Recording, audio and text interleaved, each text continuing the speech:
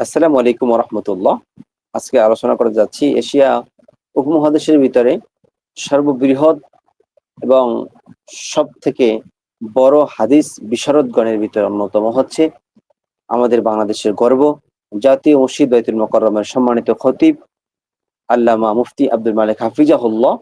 তার বয়ান থেকে অল্প কিছু আলোচনা ইনশাল্লাহ আপনাদের সামনে করতে যাচ্ছি ইনশাআল্লাহ। উনি অহংকার সম্পর্কে কিছু বয়ান করেছে। তার ভিতরে অহংকারের কিছু রূপ রেখা উনি দিয়েছে যে অহংকার কি কাজ করলে অহংকার হয় বা সে অহংকার তার ভিতরে অহংকার আছে, তো এটা আমরা কিভাবে চিনবো সেই বিষয়ে উনি আলোচনা করেছে।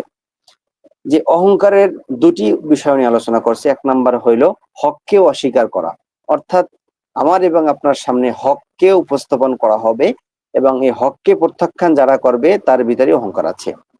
দ্বিতীয় নম্বর হইল অন্যদের তুচ্ছ তাচ্ছিল্য করা, অর্থাৎ আমার থেকে অন্য যারা ব্যক্তিবর্গ রয়েছে তাদেরকে তুচ্ছ তাচ্ছিল্য করা, যে অন্য মানুষদেরকে তুচ্ছ তাচ্ছিল্য করা, তাদের সামনে তাদেরকে ভালো না দেখা, ভালো চোখে না দেখা, বিভিন্ন রকমের আলোচনা করা, পর্যালোচনা করা, তুচ্ছ তাচ্ছিল্য করা, এটাই হলো একটি অহংকারের, যে সে ব্যক্তি যে অহংকারী তার ভিতরে অহংকার আছে, তো এটার একটি অন্যতম কারণ।